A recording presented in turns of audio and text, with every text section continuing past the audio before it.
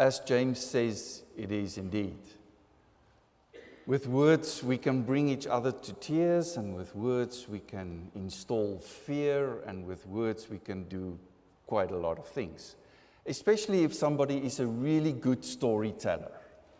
And that storyteller will just take you on a trip and a journey into the story and into the world of that story.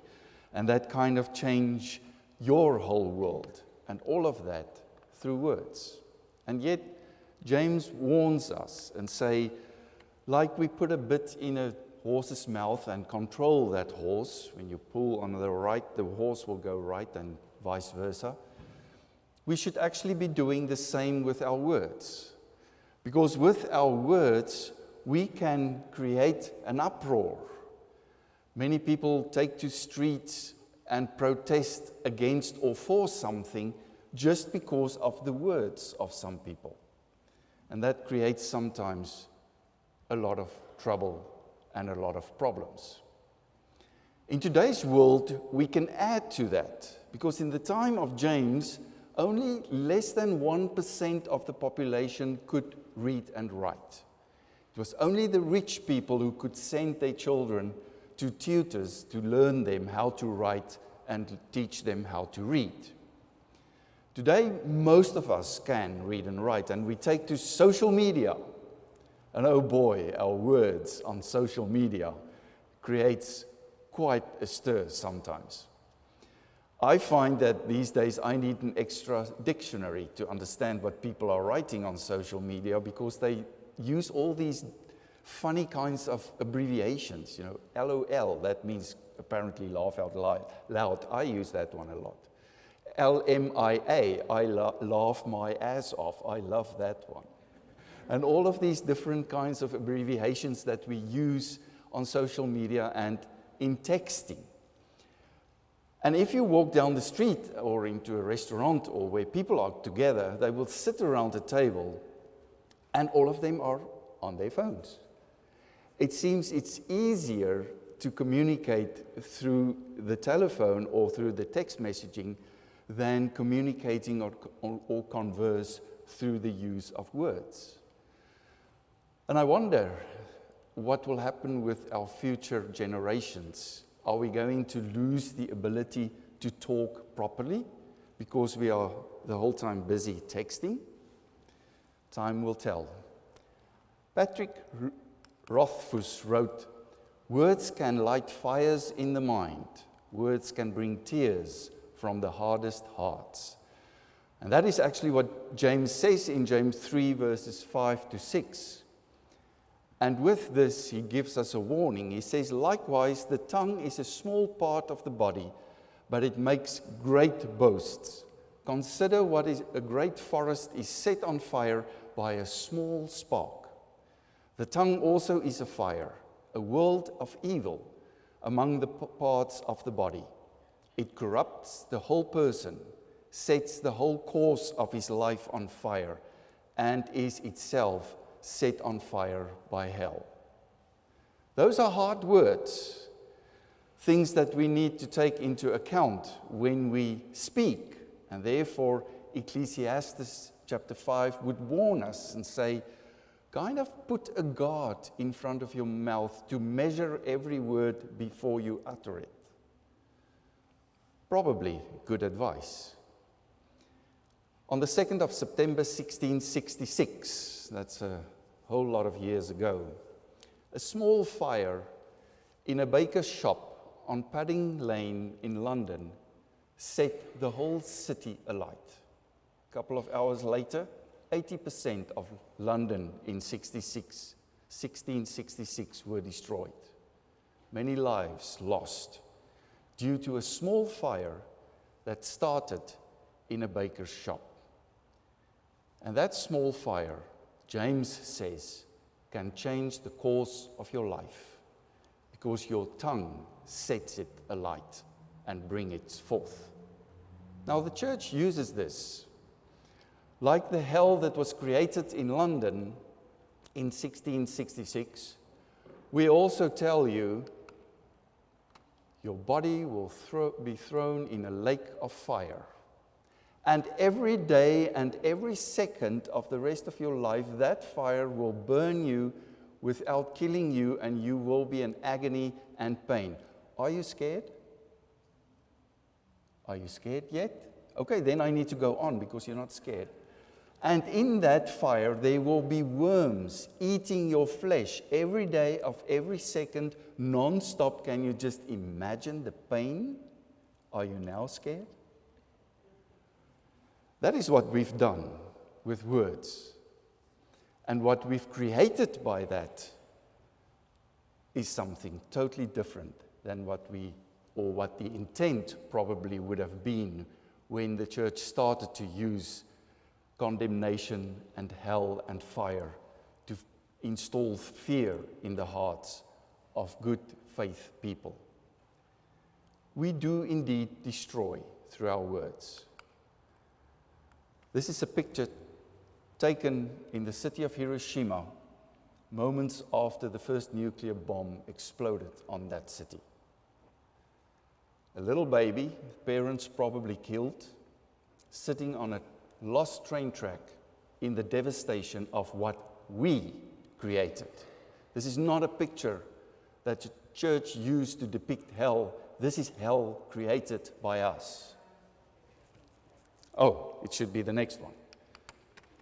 There we go. This is hell created by us, by words. Dominic Crossan writes in his book, The Parable and the Power of the Parable, about a very interesting thing that happened. In the town of Oberammergau in the German Alps, every year or every 10 years, there is a play called The Passion of Christ. Now, this play was set the first time in the year 1353 at the end of the Big Plague. And the Big Plague ravaged Europe from 1346 to 1353, and it left 50% of the then European population dead. Now that is a pandemic. And after the end of that plague, the town of Oberammergau, being so relieved and so grateful that this ended, set a scene where the whole town participate in the Passion of Christ. And that is still going on to this day. Every 10 years, they have this big festival of the Passion of Christ as a thanksgiving for the end of the plague. Now, one of the most famous admirers of this Oberammergau play back in the 30s of the previous age was none other than Adolf Hitler. He went down to Oberammergau and he had a look at this play, and then he wrote the following. He said, "There one sees in Pontius Pilate a Roman so racially and intellectually superior that he stands out like a firm, clean rock in the middle of the whole myrrh and muck of Jewry." Using the Oberammergau play, which was meant to be a thanksgiving for the end of the plague in the 13th century, to start his political career. He wrote a book after this called Mein Kampf. And for every word that's been written in Mein Kampf, 125 people lost their lives during the Second World War, totaling 80 million. Now that is what words in the mouths of people can do. That is what we create when we read what James is saying. The words are set on fire in hell itself, because that is what we create. And don't think that the church is different. Do you remember the witch hunts in the town called Salem? Women and men took to the burning stake to be burned because they were suspected of being witches. If you just looked differently at another person, you could have been accused of being a witch. I think if we do that thing in our congregation, not many of us will survive that. We will be all burned at the stake. I think I will be led there first. And through this, And through the fires of hell and the fear installed in people, the church through the years did these things. Killed people, murdered people. I don't even need to go into that if we go down the road of the Crusades and all the wars that was fought in the name of the church. And then we kind of said, enough church, and then science followed. And they created this picture. And they said, we are here and we evolved over billions of years from the hominids. Now, the hominids is all the different ape species that lived on this planet through billions and millions of years. And they said at the end of these hominids, we eventually evolved into Homo sapiens, which are us. But there's still a missing link. They say there's still something that they can't link these two scientifically together. There is no traces of specific genetic characteristics of the hominids within the genome of Homo sapiens. In plain English, there is no trace that we come from the hominids if you take the genome, which is the DNA in the parts of your body, and you study that to see who we are and what we are built of. No trace whatsoever. So this is not true. The other fact about this is that every Homo sapiens, as you sit here today, has 46 chromosomes in your DNA. All the hominids species on this planet has 48. Totally different. So the science, which, by the way, today is the new religion in our world, the science was not correct. And new science, lucky we have that, shows that. Sadly, not the church. I wish the church was so up to date that we could show the science you're wrong, but we do. We do in a certain way, because if we go and read this passage in James again, it says, the tongue is set alight by the fires of hell. And it talks the whole time about evil. This fire of hell is evil. Now, if we go to the words of Jesus and we look at these two words, evil on the one side and good on the other side, it's very interesting what it means. In the Aramaic language which Jesus spoke, the word for good is taba. And taba in Aramaic means something slightly different than what we will say good in the English language means. Taba in the Aramaic language means to be in tune and in rhythm with the sacred oneness. To be in tune and in rhythm, to be one with the sacred oneness, or the source of everything. That's what Taba means. Now the other side, bish, is evil in the Aramaic language. And bish means the opposite, to be out of rhythm, to be out of tune with the great sacred oneness.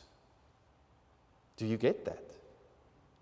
So when we say you are good, it doesn't mean you're a good person, you do your homework when you're a child, and you go to school, and you're perfect, I was really a kind of perfect boy. And when I went to university, all the wheels came off. And my parents still to this day haven't recovered from that. So that's not the good that the Aramaic is speaking of. The good that the Aramaic is speaking of says you are in tune with everything. Because that is what Allah means. You know what Allah is? Allah is the word that Jesus used when he spoke about God. That's the Aramaic word for God, Allah. Allah, translated, means sacred one, sacred source of everything, the one with no opposite, so the one that includes everything. That is what Allah means. And that's the word that Jesus used when he spoke in the Aramaic language about God.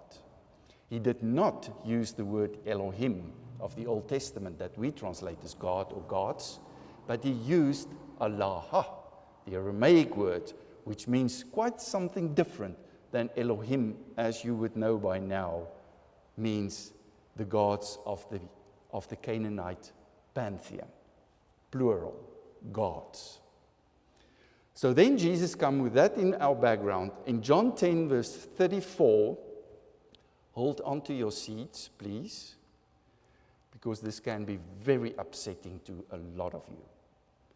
Where Jesus says in John 10:34, Jesus answered them, "Is it not written in your law, I have said you are gods?"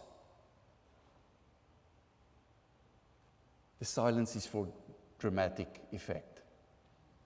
You are gods. Is it not written in your law? So then most Christians go and say, yes, Psalm 82 verse 6 says the following, "You are gods, sons of the Most High, all of you. Nevertheless, you shall die like men and fall like any prince." Psalm 82 is not talking about humans. It's not talking about us. Psalm 82 starts with a psalm of Asaph. Yahweh has taken his place in the divine council in the midst of the Elohim. He holds judgment. And then he talked to the Elohim in the council of the pantheon of gods in the Canaanite pantheon. And he said to the Elohim, "You are gods, sons of the Most High," of course, him. "All of you, nevertheless, you shall die like men and fall like any prince. I am greater than you." Psalm 82 does not speak about people. It speaks about Yahweh, the God of the Old Testament, saying to the Elohim, the other gods of the Old Testament, "I'm greater than you. You will die as men because you are worthless," in other words. So where does Jesus refer us to when he speaks about the law? What is the law? The law is the Torah in the Jewish tradition. It's the first 5 books of our Old Testament, also called in the Greek language the Pentateuch. Now, those first 5 books, known in Israel as the Torah, is also known as the law. You have the written law, which are the 5 Hebrew scriptures bind together as the Torah, and you have the oral Torah, which includes those 5 scriptures and the interpretation of it by the rabbis of the time. So within those scriptures, Jesus says, it said, "You are gods." Where does it say that? Genesis 2 verse 7 says, we were created and then the gods put their breath inside of us. Genesis 3 said after the fall into sin, then the gods said, "Oh my goodness, what have we done? These people have become like us. We have become like us." Genesis 3 verse 22. Like the gods. So therefore Jesus refers us back to that, saying, is it not written already in the law that you are gods? Why? Because you have a piece of the oneness, of the sacred oneness within you. Your soul is the breath of God. Your soul is part of the oneness of everything. That is who you are. Now take us back to the Aramaic language, which says, we create evil the moment we stop believing that. When we fall out of rhythm with this sacred oneness. When we see ourselves separate. That creates hell on earth. Because that is what Adolf Hitler said when he wrote about Pontius Pilate. He said, look at him. What an example of a really good Roman, racially just superior. He separated him from all the other humans, and he took it further into a war. That's what we do. Look at us, Christians. Wow, aren't we just great? Because we have Christ. We are so different than them out there. We separate ourselves. We say, you're a witch or you're a witch. You should burn at the stake because you are different than me. Just because you have a different opinion makes you totally different and out of rhythm with me, so you're not part of my oneness. And that creates nuclear bombs on cities like Hiroshima and Nagasaki because they're different. They're not part of my oneness. They speak a different language. They look different. They believe different things. Therefore, they cannot be part of my oneness. The Aramaic that Jesus used said, that is not true. That is the tongue that is lit by the fires of hell. Gehenna is the Greek word for hell. Gehenna is what James used in the book of James chapter 3, verses 5 to 6, when he said that the tongue is lit by the fires of hell. Gehenna does not mean a fire pit where you will be thrown into after death. Gehenna means to the southern side of the city of Jerusalem, there were the ash heaps. And every morning, mostly the women, because they were the slaves of the men at that time, mostly the women will take out all the ashes from the city. Remember, this city of Jerusalem did not have electricity or hydro, as you call it. They did not have gas. They did not have electric stoves. They did not have central heating for the winter time. This city was dependent on fire for heating, for cooking, for everything they did. And in the morning, the ashes of that fire were taken out so that the next fire can be made, so that the food can be cooked again and that they can heat themselves. So these ashes were taken to the ash heaps of Jerusalem, which lie to the south of the city. And they threw it out there. And they also, on these ash heaps, threw all the other rubbish and garbage. Even animals that died in the city were thrown there if it wasn't usable to eat, according to the laws of the time. But something else also happened in the Gehenna of Jerusalem.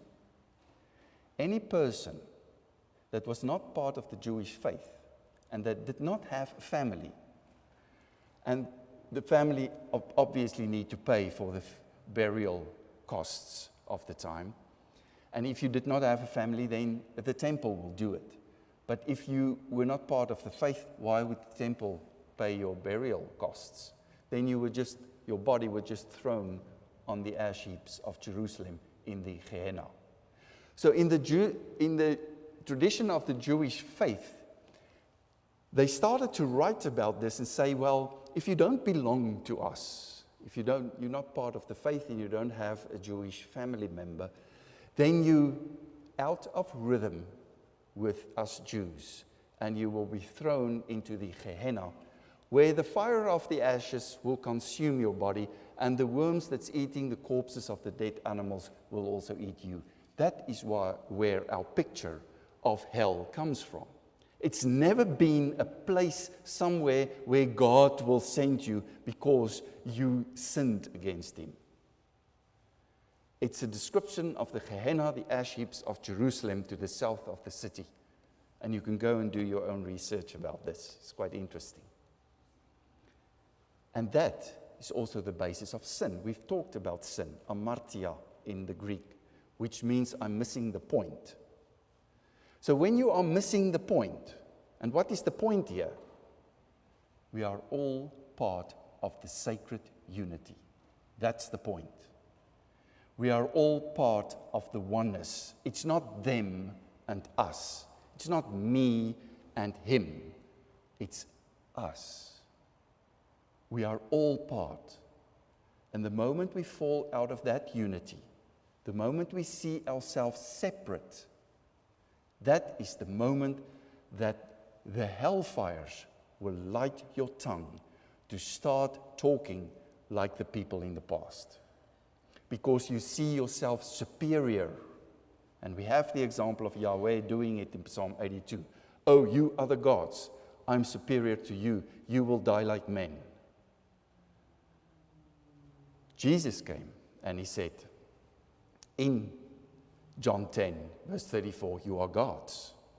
And then he explained it in John 17, verse 22 to 23.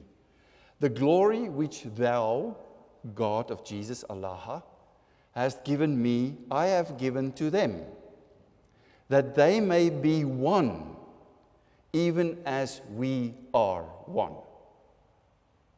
So Jesus came with a message telling us, you are one with God. Get back into rhythm with the Allah, or the sacred unity of this whole metaverse we live in.